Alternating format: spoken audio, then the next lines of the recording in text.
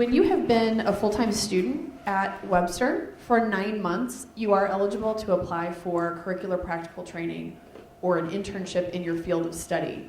This is considered authorized employment. There is also an opportunity for you to apply for optional practical training, which is typically 12 months of employment after you graduate. There are a variety of ways that we can provide you with information on these regulations. We're not going to get into all of the details tonight on the regulations themselves because we have a wonderful resource online that you can refer to at any time. The International Recruitment and Services Office has presented an employment section of their website. This is at webster.edu/IRIS. That's International Recruitment, International Services. And under the current student tab, you'll find a link for employment. There you will see information on on-campus and off-campus employment, optional practical training, curricular practical training, etc. So I want you to be familiar with this resource because the best thing that you can do to make yourself marketable and to plan for employment either during or after graduation is to know the law and to understand the way in which you can seek authorized employment and be able to advocate for yourself with employers who would like to hire you. So we really do want to encourage you to know the law and to understand how you can qualify for these different forms of authorization. I received my double degree here at Webster in business administration and management with emphasis in marketing. And I graduated in October 2011. I graduated last year in May of 2013 with I did a combined degree, so I did a bachelor's in economics and a master's in management and leadership. My name is Percy Mutakanga. I just graduated in May with a master's in international business, and I currently work at NIDAC Motor Corporation. I'm Ken Wu from Vietnam. I just got my master in advertising and marketing communications in July this year, and I'm currently doing my OPT at the World Trade Center in San Luis with the Mosaic project. I'm Sarah Sabah. I graduated in 2012. My major on paper, it says mathematics, but my ultimate goal is to be a civil engineer. What was your timeline like? How did you manage to balance the time frames of getting into these great opportunities? Right now, people are hiring for jobs that are starting in May. So if you're graduating in May or before May, you already have to have started that process. If you want to go into finding a job after 4 years of finishing your bachelor's, you need to know exactly what you want. And because if you want to go into a master's degree right after, then you have some time. Some companies don't hire until 2 or 3 months before the job is supposed to start. So that's also something to consider. And I actually had an issue with my OPT, it didn't come on time. So I was looking for jobs, but hoping that it would be here by the time I got a job. So you definitely want to get your OPT stuff going really early, because if you don't get it out early, then anything could happen. So give yourself a year and a half minimum in advance to apply. That comes as a shock a lot of times because you think maybe around January, February you're going to start looking, and actually sometimes that's too late. So be thinking now about what your future plans are and begin planning accordingly for that, because the process itself can also take several months as well. By the time they post the position, they leave it open long enough to get enough candidates, you interview, and then you get offered. That sometimes can take anywhere from 3 to 6 months. I remember when I was transitioning from my CPT to OPT, Wes and I were spending, so many meetings together talking about this all over again and again. And, as always, I just threw those papers somewhere in my drawer, and they were sitting down there. And last minute, as I was already actually, interviewing for a position, that's when I actually submitted all the papers to make sure that they can get processed. And so I actually received a job offer from my first employer, and I had to wait 1 week until I received the employment authorization card. So, as it has already been mentioned, just apply as early as possible. And how many of you have a LinkedIn account? Yeah, so LinkedIn's a great way. Once you meet those VIP people in your life, add them on LinkedIn and keep that conversation going. Memorize this so that you have that ready to go for those opportune times. And that leads us back to networking. Networking is so key. When you come from another country, another state, another city, it's disorienting, starting all over again to meet people and make connections so that you can get employed locally. This happens to both domestic and international students, but it's especially important when you're from another country. I think I was sophomore year when I had a conversation with one of my professors, and he told me, tell me about your network, and I had no idea what he meant. Like my network, I'm an international student. My network was the MCISA, you know, going to the UC and doing stuff like that, you know. You know, when you network, just don't be desperate. You know, like that's a very important thing. When you approach people, don't throw this out there on the table that, hey, like I'm talking to you only just because I want a job. So choose something that you like to do with your own local church. When you do something that you like, you'll find confidence, and then when you talk to somebody, you'll have that conversation flowing easily. When you go to networking events, guys go with business cards. It's like the most embarrassing thing when somebody says, here's my business card, and you say, oh, I don't have mine. Let me write your number, or let me write my number on a piece of paper or something. I just went to a big conference in New Orleans. My professional association was organizing it, and you know, we were out there in a bar, and we were having a couple of drinks with people from, you know, one of the biggest corporations here in St. Louis. And this lady, out of the blue, you know, she says like, hey, Lou, like, I would love to work with you. I just, you know, actually have an opening in my department. Did I look for a job? I did not, but those opportunities, they really pop up. I went to an event at SLU, and somebody offered a business card, and they really wanted to connect with me, and I didn't have mine. And I was very embarrassed, and I learned from that event that, you know, you really, if you want to go networking is not just to go and stand there and talk to people. You also have to be prepared. I think the business card is very, very important because you connect with that person and you can get back to them and they can get back to you. An event that was out there, and my company, I was still an intern back then, just went through a huge software upgrade. So I was there, I was really excited to hear Worldwide Technologies, they do a lot of software updates that work around that, and I was just talking to this guy about, you know, what we've gone through, trying to exchange experiences, and, you know, out of the blue, he said like, hey, this is my business card, give me a call, we might use your experience at some point. Was I looking for a job at that point? No, because I was working for Sun, but those opportunities out there. So for the last 3.5 years, I've been on the board of directors of the local chapter of Professional Association for Operations Management folks, and this has been a tremendous help for me, especially when I was transitioning from one job to another.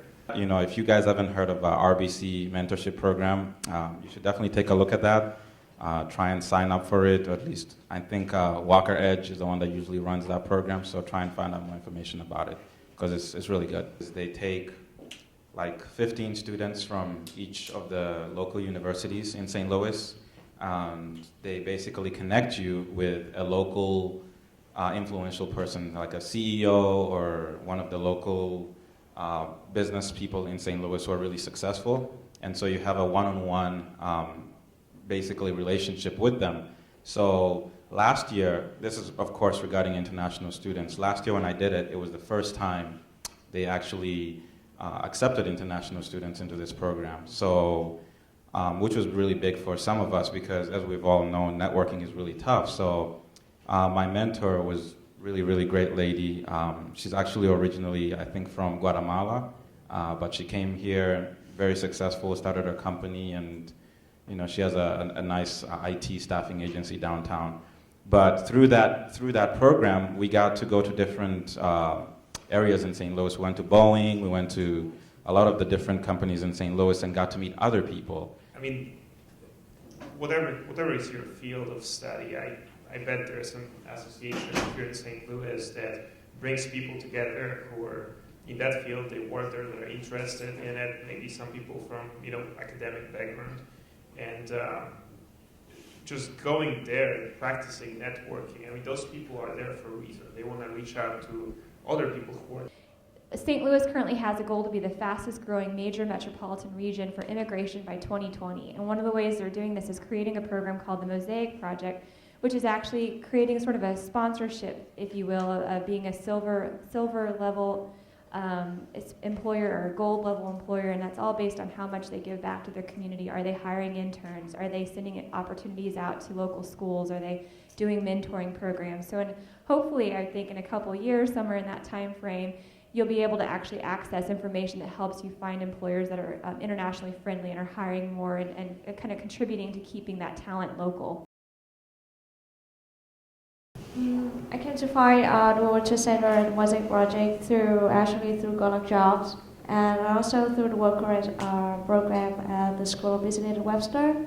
So when I know that I had to find a position or an internship or a job after graduation, I started looking on websites like such as Going Global, going USA Career, and Golok Jobs. That's where I found the internship right now. The strategy that I used to get the opportunity that I had was actually, I know sometimes people are worried, well, I've looked at jobs, I've applied online, I can't get any jobs, they're not calling me back. What is another avenue for me to enter this company? And I would suggest staffing agencies and recruiting agencies, because that's how I got my job. And basically what a staffing agency is they're kind of like they're hired by a company to basically do the HR process of hiring somebody. So let's say a big company like NEDEP, where I work, they have so many people that they hire, but they have a small human resource department, and they don't want to interview 500 people. So they'll hire a different company from outside and say, we're looking for somebody in international business, these are our specifications, get us the top 10 people. So my first employer was a small family-owned company, maybe 500 people worldwide, and they had no idea. I mean, for many people probably I worked with, I was the very first international person they ever met in their lives. So, talking about H-1B applications and sponsorship and stuff like that, this was, abracadabra. So knowing your thing is very powerful. I mean, right? Knowledge is power. So, if you know your things, you can really walk them through the process and make sure that they understand. It's not as difficult and complicated as it might all sound. So when I first was hired, I was an intern. Then I got promoted to full-time position. At that full-time position, I noticed that the field I'm not very comfortable in. I'm always going to be good at, but I'm not going to be great. So I went from a full-time position to an intern just because I wanted to switch teams for something for me to shine on and be creative in it. And so that kind of, everybody was calling me like, oh, you're crazy, why are you doing this? You're going from a full-time salary to part-time intern pay hourly. And I was like, I don't care, because I know this position that I want is what I'm going to be good at. The biggest thing is you have to go out there and really learn your craft.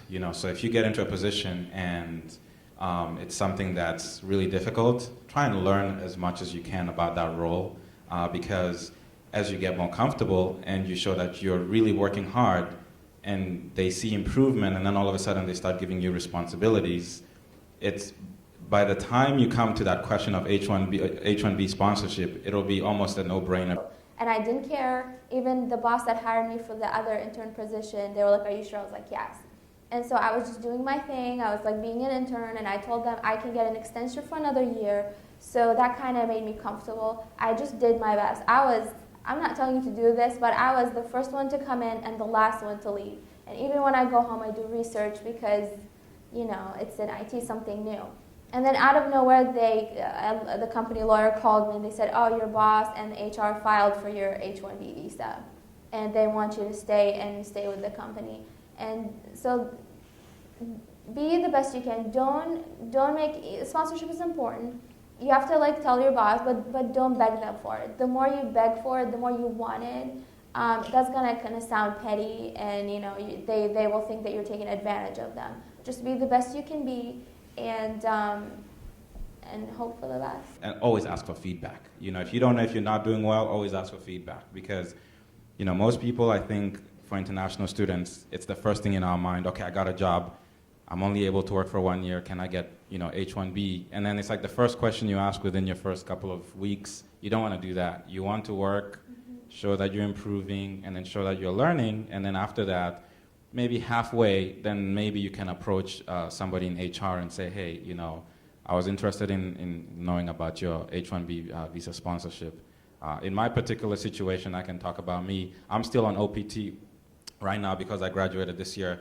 but because I went through a staffing agency, I worked for 3 months. So basically, the company got to see if they wanted to hire me on full time, and they actually decided to hire me on full time. I think it was like last week, and so going back to learning your craft, I went in there. I learned as much as I could. And halfway into it, my boss came and called me and said, we're going to hire you full-time. We actually want you to stay here. And not only that, we are going to try and see if we can work your H-1B situation. I didn't even ask them that, but they knew because I was doing such a good job. So if you focus on your job and you do really well, other things will come. So H-1B visa is a little bit more a lot more complicated than student visa. It's not granted for everybody. It's just literally if the employer is sponsoring you, they have to provide document like minimum of like 100 pages or whatever. My case at the end, when I saw this, I was like, oh my gosh. My boss and my HR company, they had to provide a detailed letter to the T, like from the minute I go into the company to the second I walk out. They had to describe everything I do, every detail to the T. And the money that they spent and everything. And the main question is from the government to the employer is, why are you going through this process to hire this person while you can just hire an American? That's the question, and that's what they have to prove to them. This person is going above and beyond, and here's the proof. Because if you're just sitting there waiting for things to happen, just apply yourself. And if you're an introvert, you can't talk in a team meeting, here's a trick. Write down a list of what you think should be improved in the team or what you've learned and send it to your boss. That will add value. After you get the H-1B visa, you're in a very comfortable position because you can transfer it to another employer. I mean, the H-1B visa is actually given for 3 years, and it can be extended for additional 3 years afterwards. So altogether, you have 6 years. But just like in my case, I got my H-1B, signed my first employer. They sponsored my first H-1B, and later I felt like it was the right moment to switch a job, and I looked for some other opportunities, and I did. And Monsanto just had to transfer it. It was much easier. So one thing that has already been mentioned is that H-1B is not for everybody. There is a quota. Every year, only 65,000 visas can be issued, and it's critical that you apply as soon as possible. In my case, I work for the St. Louis Fed, that it's considered a nonprofit research institution. So if you apply to not-for-profit companies, if you apply for a lot of research institutions, universities, so this will be a job at a university, usually all of those are considered, are not considered for these capped, exactly for these, this amount of visas that can be issued. So in my case, my company decided to sponsor for my visa, and they submitted the application in January, and I got my visa in the middle of the spring. So I didn't have to wait for April 1st to apply. And then another thing is that if I were to change a job, and if I wanted to change to a job that was in a for-profit company, then I can't just easily transfer my H-1B to another company.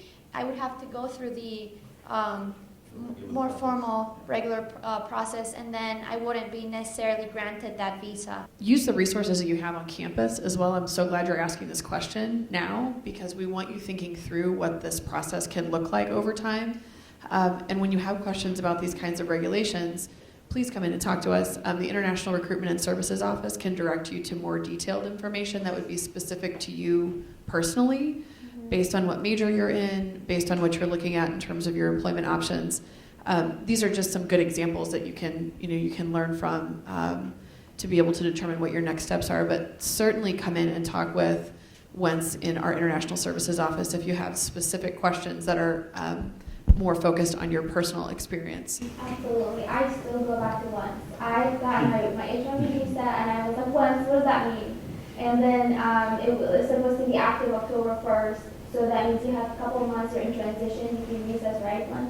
Yeah. So, and then after I got it, so every time, even though there's a company lawyer I can talk to, I come to Wentz first, because I trust him. And some of the smaller companies, companies are less comfortable with this process. I know you mentioned Montana, it was easy, but the first one, Sun, you kind of had to walk them through. So learn how to advocate for yourself and know these restrictions and these guidelines so that you can help employers understand the process. And Con, you might be able to touch on this a little bit, but with the Mosaic Project, one of the things they realized was that a lot of employers don't understand this process, and so one of the pieces that they're trying to put together in the future is offering some law advice. The Mosaic Project offers the small and mid-sized companies or whatever companies which like do not have the idea about what H-1B visa sponsorship. Like they can contact Betsy Cohen, my supervisor at the Mosaic Project, and she will help them to connect with our legal consulting team, which this team can give the company 1 hour free consulting. Like what a company needs to do to, for example, to sponsor this international student for H-1B visa, things like that. And you can openly discuss with your potential employers about this free consulting team. And Betsy and I would be very happy to work through the process with you. Okay. So I think I involved myself with everything under the sun in the Webster campus. I know my major was all like mathematics and science and technology, and it takes a lot of homework, but I couldn't get a CPT during the school year. And I already had 2 jobs on campus, but I didn't have the opportunity to apply myself, see what I'm good at. So I started joining student clubs. And I didn't just join it. Like it's nice to go and join a meeting, attend an event, get a free dinner, de-stress. But it's also important to be on a leadership team, the executive board. Even if you're an art major, that's fine. Go ahead and take that treasurer position on the job. You're gonna get some other like skills that you can add to your resume. Show your employer, hey, I'm doing this, but I also have experience on this that is not related to your job. That's a skill. So take advantage of this. When you apply online, how long does it take for an employer to get back to you? It really depends on the company, because I applied for Edward Jones and Scottrade, and as Han said, at first I didn't know the pattern, but I said yes, I need sponsorship, and you get the rejection right away. Sometimes you apply and you don't hear from anybody. A good tip is that to follow. If you're emailing your resume to somebody who didn't hear within 3 days or say a week, try to do follow-up. Hello, I'm interested to see if you received my resume, if you have any questions, leave it as simple as that. It was presented before to everybody, the one where you can actually look at the companies that employ international students and do sponsor H-1B visa. I mean, if you apply to a company that has never done it, of course they're gonna pitch your resume in a heartbeat because they don't want to go through the hassle or for something they don't totally understand, right? So if you apply to the companies that you know they do accept international applicants. Maybe apply for different jobs. I mean, for some jobs, I know that some jobs are eligible for applicants, without the work authorization here, and some are not. So For a while, you found you couldn't get what you want. You can take a little detour just so that you won't be spending a lot of time doing nothing, because that will also affect your resume tremendously.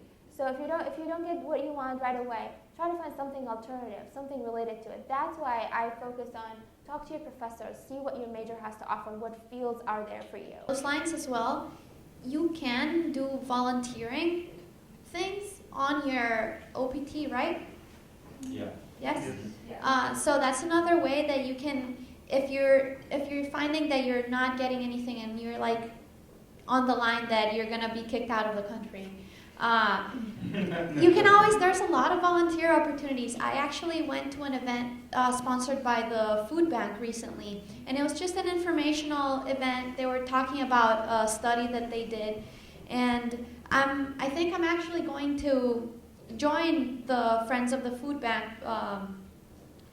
young professionals group, because I thought it was a great opportunity to not only meet new people, learn new things about the community, but also apply different skills that I probably am not using in my job right now. So St. Louis actually has one of the highest charity contributions per capita living here in the St. Louis metropolitan area. So people in St. Louis do care about the community. So just going out to those events and reaching out to people who are present there, side by side, you might be sitting with, a VP of a big corporation, or, one of the CFOs, somebody who would certainly help you out, securing a job, or potentially, introduce you to somebody who would help you out. So keep this in mind. Lou, you bring up a really good point. How have you all found ways of kind of dispersing yourself in the community, building almost your cultural competency of St. Louis and networking with people here in a casual, social way besides these professional associations? How have you done that part of it? Back to saying do the things you like the most. For me, I was passionate about the Red Cross. And when I joined in as a freshman, I was an international student, I didn't even know what a student organization means. But like talking with other international students, we decided to open the Red Cross Club and network with the St. Louis, Red Cross St. Louis chapter. And that led to many things. I got to work with professionals from the Red Cross and make connections within campus, talk with the professors, network with other organizations. And from then on, you start networking with people outside of the campus. And from one point to the other, I am now part of different young professional groups. And that even after you get employed, that will make you a lot more attractive employee, because your boss or my teammates, I'm the youngest one on the team, everybody has families, they just leave at 4, go home, but you're the one that's making connections, bringing connections from your company to your community. They find you an asset, not just by your hard work, but what you can bring to the company.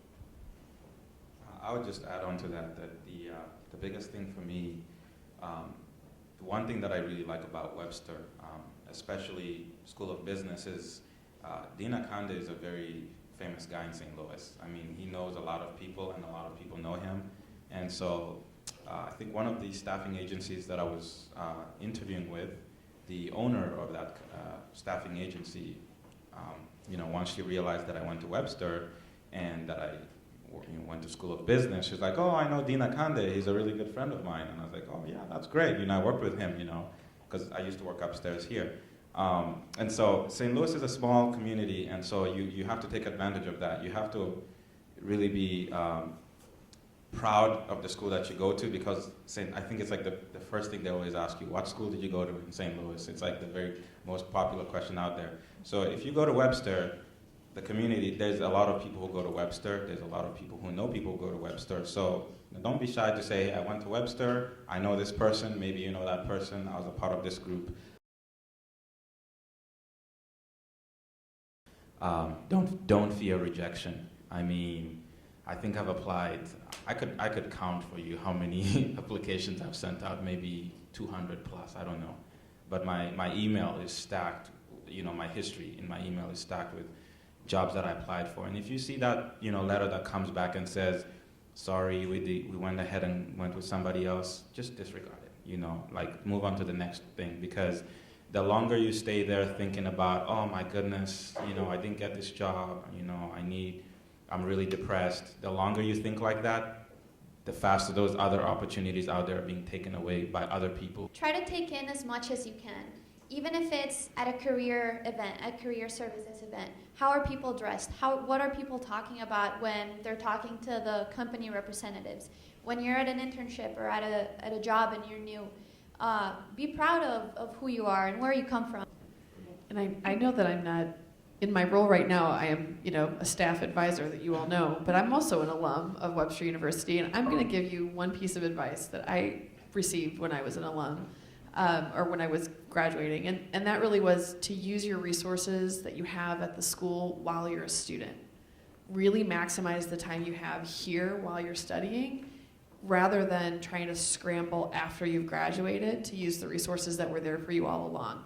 Whether that's, printing your resume at the print shop and making it really look nice, or, working through workshops or resources that the Career Planning and Development Center offers, or coming in and working with WENTS, coming in and talking to us, attending the workshops that we offer for you. These are all free resources that are part and parcel of that the value that you're getting out of your education. It's not just what you're doing in the classroom, but how you're adding value outside of the classroom. And so that's what I would like to leave you with tonight, is just really try to connect with all the resources that we have here for you, including resources like tonight, and ask lots of questions. Find ways to connect with the information that you need to make timely decisions to move your internship and job search strategies forward in an effective way.